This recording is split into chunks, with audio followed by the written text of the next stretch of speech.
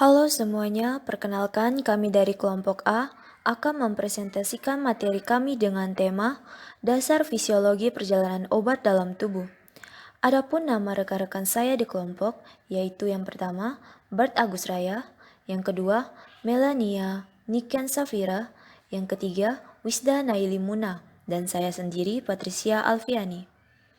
Baik, selanjutnya saya akan serahkan kepada rekan saya untuk mempresentasikan materi kelompok kami.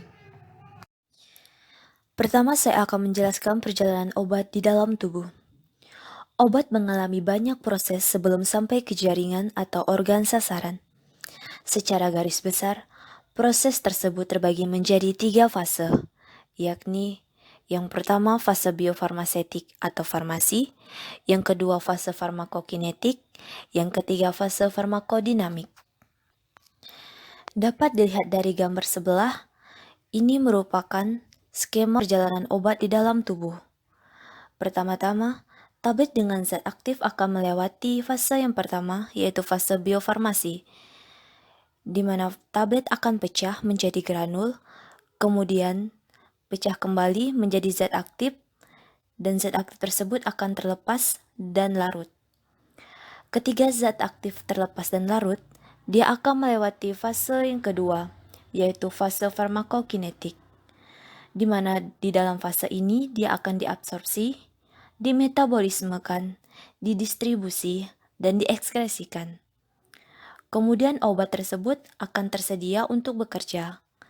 Ketika obat tersebut tersedia untuk bekerja, dia akan melewati fase yang terakhir, yaitu fase farmakodinamik, di mana obat tersebut akan berinteraksi dengan reseptor di tempat kerja, sehingga obat tersebut akan menghasilkan efek. Untuk mencapai efek farmakologi atau efek terapi yang diinginkan, maka obat harus mencapai tempat aksi dalam konsentrasi yang cukup untuk menimbulkan respon. Hal yang mempengaruhi tercapainya konsentrasi tersebut adalah: yang pertama, jumlah pemberian obat; yang kedua, keadaan dan kecepatan absorpsi obat; yang ketiga, distribusi obat dalam aliran darah. Penting untuk diketahui bagaimana obat mengalami proses absorb, distribusi, metabolisme, dan ekskresi di dalam tubuh untuk menentukan dosis, rute, dan bentuk sediaan yang digunakan, hingga mencapai efek terapi dengan efek toksik yang minimal. Selanjutnya, faktor formulasi. Faktor formulasi ini dapat mempengaruhi efek obat dalam tubuh. Yang pertama, bentuk fisik zat aktif, yaitu amorf atau kristal dan kehalusannya. Yang kedua, sifat kimia, yaitu ester garam-garaman kompleks. Yang ketiga, zat eksipien, yaitu zat pengisi, pelekat, pelicin, dan pelindung.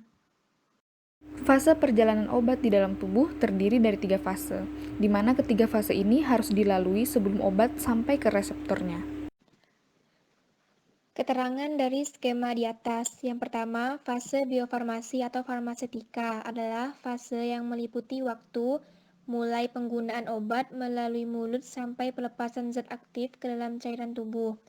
Fase ini berhubungan dengan ketersediaan farmasi dari zat aktif tempat obat siap diabsorpsi.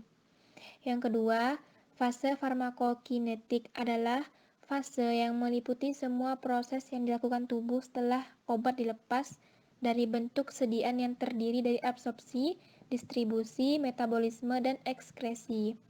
Yang ketiga, fase farmakodinamika adalah fase saat obat berinteraksi dengan sisi reseptor dan siap memberikan efek. Fase biofarmasi. Fase biofarmasi merupakan fase yang meliputi waktu mulai dari penggunaan obat secara oral hingga sampai pelepasan zat aktif ke dalam cairan tubuh. Bioavailabilitas menyatakan kecepatan dan jumlah zat aktif yang dapat mencapai sirkulasi sistemik. Aspek dalam biofarmasi dapat meliputi sebagai berikut. Yang pertama, ketersediaan farmasi atau pharmaceutical availability. Ketersediaan farmasi merupakan ukuran untuk bagian obat yang secara in vitro dibebaskan dari bentuk pemberiannya dan tersedia untuk proses absorpsi. Kecepatan melarut obat tergantung dari berbagai bentuk sediaan dengan urutan sebagai berikut. Yang pertama, larutan suspensi, yang kedua emulsi, yang ketiga serbuk, yang keempat kapsul, yang kelima tablet, yang keenam tablet film, yang ketujuh tablet salut gula, yang kedelapan tablet enterik, dan yang terakhir yaitu tablet long acting. Ketersediaan farmasi hanya dapat diukur secara in vitro di laboratorium dengan mengukur kecepatan melarutnya zat aktif dalam waktu tertentu. Yang kedua, ada ketersediaan hayati atau biological availability. Ketersediaan hayati adalah presentasi obat yang diabsorpsi tubuh dari suatu dosis yang diberikan dan tersedia untuk melakukan efek terapeutiknya. Ketersediaan hayati dapat diukur pada keadaan sebenarnya yang dialami oleh pasien secara in vivo dengan mengetahui kadar plasma obat setelah tercapai kondisi setimbang. Yang ketiga, ada kesetaraan terapeutik atau therapeutikal equivalent. Kesetaraan terapeutik adalah syarat yang harus dipenuhi oleh suatu obat paten yang meliputi kecepatan melarut dan jumlah kadar zat berkhasiat yang harus dicapai di dalam darah. Kesetaraan terapeutik dapat terjadi pada pabrik yang berbeda atau pada batch yang berbeda dari produksi suatu pabrik. Hal ini sangat penting, terutama untuk obat-obat yang memiliki luas terapi yang sempit, seperti digoxin. Yang keempat yaitu bioassay. Bioassay adalah cara menentukan aktivitas obat dengan menggunakan organisme hidup, yaitu hewan percobaan dan kuman.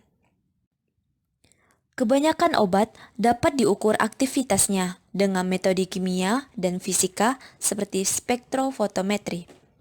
Untuk obat yang belum diketahui struktur kimianya atau merupakan campuran dari beberapa zat aktif, metode biologis bioassay dapat dilakukan. Yang terakhir ada standarisasi. Standarisasi ialah kekuatan obat yang dinyatakan dalam satuan internasional atau IU, yaitu International Unit, yang bersamaan dengan standar-standar internasional biologi dikeluarkan oleh WHO. Obat yang kini masih distandarisasi secara biologi adalah insulin yang menggunakan kelinci. Ada antibiotik polymyxin, ada vitamin A dan D, ada faktor pembeku darah, ada preparat-preparat antigen antibodi, dan ada digitalis dan pirogen. Selanjutnya adalah proses farmakokinetik, di mana pada proses farmakokinetik ini itu meliputi 4 hal, yaitu absorpsi, distribusi, metabolisme, dan ekskresi. Yang pertama itu adalah absorpsi. Jadi, absorpsi merupakan proses masuknya obat dari tempat pemberian ke dalam darah, di mana pada fase absorpsi ini terdapat beberapa mekanisme. Yang pertama itu adalah difusi pasif, yaitu difusi yang berdasarkan pada perpindahan konsentrasi tinggi ke konsentrasi yang lebih rendah. Absorpsi sebagian besar obat secara difusi pasif, maka sebagai barir absorpsi adalah membran sel epitel saluran cerna yang seperti halnya semua membran sel di tubuh kita yang merupakan adalah lipid layer. Obat-obatan yang larut dalam lemak mudah bergerak menembus kebanyakan membran-membran biologi, sedangkan obat-obat yang larut dalam air menembus membran sel melalui saluran aqua. Mekanisme yang kedua adalah transport aktif, di mana di sini terjadi perpindahan konsentrasi dari yang rendah ke konsentrasi yang lebih tinggi dengan melawan gradien konsentrasi yang membutuhkan suatu energi. Pada proses transport aktif, yaitu membutuhkan karir yang mengikat obat, membawanya melintasi membran dan melepaskannya di sisi yang lainnya. Molekul pembawa sangat selektif terhadap molekul obat tertentu, yaitu misalnya transport aktif iodida dari darah ke koloid kelenjar tiroid. Mekanisme yang berikutnya adalah difusi terfasilitasi, yaitu sama seperti difusi pasif, yaitu perpindahan dari konsentrasi rendah ke konsentrasi tinggi, tetapi membutuhkan suatu karir atau pembawa dan tidak bergerak melawan gradien konsentrasi, sehingga pada proses ini tidak memerlukan suatu energi. Mekanisme berikutnya adalah transport vesikular, yaitu proses penelanan partikel atau zat terlarut oleh sel, seperti pinositosis dan fagositosis. Pinositosis itu untuk menelan seperti zat-zat yang cair, sedangkan fagositosis itu merupakan penelanan berupa zat-zat yang berbentuk padat. Transport vesikular ini digunakan untuk absorpsi obat seperti vaksin folio dan protein yang berukuran besar. Mekanisme yang berikutnya adalah pembentukan asam basa atau pasangan ion, yaitu contohnya pada propanolol yang membentuk pasangan ion dengan asam oleat. Selanjutnya ada faktor yang mempengaruhi suatu absorpsi. Yang pertama itu adalah aliran darah ke tempat absorpsi. Jadi jika aliran darahnya terlalu cepat, maka kontak dengan tempat absorpsi itu sedikit, sehingga zat yang diabsorpsi hanya sedikit. Yang kedua itu adalah waktu kontak pada permukaan absorpsi. Jadi jika waktu kontaknya terlalu cepat, maka absorpsinya akan sedikit, sedangkan jika kontaknya agak lama, maka mungkin bisa diabsorpsi secara baik. Yang ketiga itu adalah jumlah luas permukaan absorpsi. Jadi untuk suatu absorpsi itu membutuhkan luas permukaan yang besar agar terjadi kontak pada zat tersebut dengan organ yang akan mengabsorpsi suatu obat tersebut. Yang keempat itu ada modifikasi kimiawi, dan yang kelima itu adalah kelarutan obat. Jadi suatu obat akan terabsorpsi jika dia terlarut terlebih dahulu. Jika kelarutan obatnya lambat atau tidak mudah larut dalam saluran pencernaan, maka pasti absorpsinya itu tidak baik. Yang berikutnya adalah syarat obat dikatakan memiliki kelarutan yang baik, yaitu yang pertama kurang dari 5 donor ikatan hidrogen. Di sini dinyatakan sebagai jumlah semua gugus OH dan NH. Yang kedua itu adalah memiliki kurang dari 10 akseptor ikatan hidrogen, yang dinyatakan sebagai jumlah semua atom N dan O dalam suatu molekul. Yang ketiga itu adalah suatu zat yang memiliki berat molekul kurang dari 500. Dan yang terakhir itu adalah nilai log P-nya itu harus kurang dari 5. Ini menurut hukum Lipinski. Jika suatu obat memenuhi salah satu yang telah disebutkan, seperti memiliki berat molekul lebih dari 500 Dalton, maka suatu obat itu memiliki absorpsi yang jelek atau yang tidak baik. Maka sebaiknya obat tersebut diberikan melalui jalur intravena, tidak melalui secara oral ataupun melewati sistem pencernaan. Karena apa? Karena pada pemberian intravena itu dia tanpa proses absorpsi, melainkan langsung masuk ke sirkulasi darah. Proses farmakokinetik yang selanjutnya yaitu adalah distribusi. Distribusi merupakan suatu proses obat meninggalkan aliran darah dan masuk ke cairan ekstrasel dan atau ke sel-sel jaringan atau sel target, di mana pada proses distribusi ini dipengaruhi oleh beberapa faktor, yaitu aliran darah. Jadi suatu zat untuk dapat berdistribusi itu memerlukan suatu aliran darah agar dia bisa bersirkulasi mencapai sel-sel target, di mana aliran darah ini berperan penting untuk menghantarkan zat ini sampai ke sel target. Yang kedua itu adalah permeabilitas kapiler, yaitu ditentukan oleh struktur kapiler dan sifat kimia dari obat tersebut. Pada permeabilitas kapiler ini, itu yang terutama pada struktur kapiler itu dipengaruhi oleh sawar darah otak atau blood-brain barrier. Yang kedua itu struktur obat. Struktur obat mempengaruhi suatu distribusi, di mana obat-obat yang hidrofobik mempunyai distribusi elektron uniform dan tidak bermuatan, mudah bergerak melewati kebanyakan membran biologik.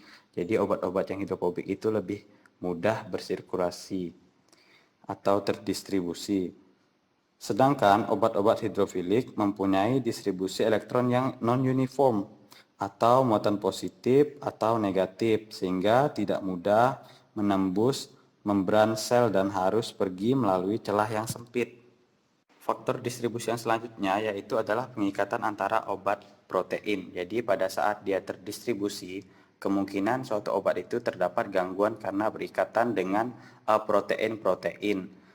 Jadi pada proses ini sebaiknya obat itu tidak berikatan pada protein-protein agar efek obat itu dapat dicapai secara maksimum dan dosis obat itu tidak berkurang. Faktor selanjutnya yaitu adalah volume distribusi yang merupakan suatu volume cairan hipotesis dengan obat tersebar ke dalamnya. Jadi pada volume distribusi ini tidak menggambarkan berapa obat yang terdistribusi atau berapa kadar, tapi berguna untuk membandingkan distribusi dari suatu obat dengan volume-volume kompartemen cairan yang ada di dalam tubuh. Proses farmakokinetik yang selanjutnya yaitu adalah metabolisme. Metabolisme terjadi di organ hati. Tujuan dari suatu metabolisme obat ini adalah untuk mengubah obat yang nonpolar menjadi polar agar dapat diekskresi melalui ginjal atau empedu. Dengan perubahan ini, umumnya obat diubah dari aktif menjadi inaktif, tapi sebagian berubah menjadi lebih aktif atau prodrug dan juga kurang aktif atau menjadi toksik. Pada proses metabolisme atau biotransformasi ini melibatkan dua reaksi, yaitu reaksi fase 1 dan juga reaksi fase 2. Yang pertama adalah reaksi fase 1, yaitu berfungsi untuk mengubah molekul lipofilik menjadi molekul yang lebih polar dengan cara menambahkan suatu gugus polar atau membuka gugus polar seperti hidroksil OH atau amina NH2. Pada metabolisme fase 1 ini bisa meningkatkan atau mengurangi atau tidak mengubah aktivitas farmakologik suatu obat. Yang kedua adalah reaksi fase 2 yang merupakan konjugasi dengan substrat endogen seperti asam glukuronat, asam sulfat, asam asetat, atau asam amino dengan akibat obat menjadi sangat polar dan dengan demikian hampir selalu tidak aktif. Selanjutnya pada proses farmakokinetik yaitu adalah ekskresi, di mana organ yang terpenting pada ekskresi ini adalah ginjal. Obat yang diekskresikan melalui ginjal itu bisa dalam bentuk utuh maupun bentuk metaboliknya. Pada proses ekskresi ini melalui ginjal melibatkan 3 tahapan atau 3 proses, yaitu yang pertama filtrasi glomerulus, yaitu dengan menghasilkan filtrat hasil penyaringan darah. Sedangkan obat-obat yang terikat pada protein pada proses ini tetap tinggal di dalam darah. Yang kedua adalah proses reabsorpsi, yaitu proses penyerapan kembali, di mana zat-zat yang dibutuhkan oleh tubuh diserap kembali dan yang tidak dibutuhkan akan dikeluarkan. Yang ketiga itu adalah sekresi aktif, di mana pada proses ini obat-obat yang telah diserap di metabolisme itu sebagian akan dikeluarkan atau seluruhnya akan dikeluarkan melalui sekresi aktif ini dalam bentuk urin, karena pada ginjal itu terjadi proses penyaringan darah dan hasilnya akhirnya adalah pengeluaran yang berupa urin. Selain faktor formulasi, faktor cara pemberian obat juga berpengaruh terhadap proses penyerapan obat di dalam tubuh. Di mana cara pemberian ini disesuaikan lagi dengan efek yang diinginkan, apakah efek sistemik atau efek lokal, kemudian keadaan pasien, dan sifat fisika kimia obat. Berikut adalah contoh-contoh bentuk sediaan yang memiliki efek sistemik maupun efek lokal. Berikut adalah beberapa referensi buku yang kami gunakan sebagai materi dasar fisiologi perjalanan obat dalam tubuh. Sekian presentasi dari kelompok kami, kurang lebihnya kami mohon maaf. Assalamualaikum warahmatullahi wabarakatuh.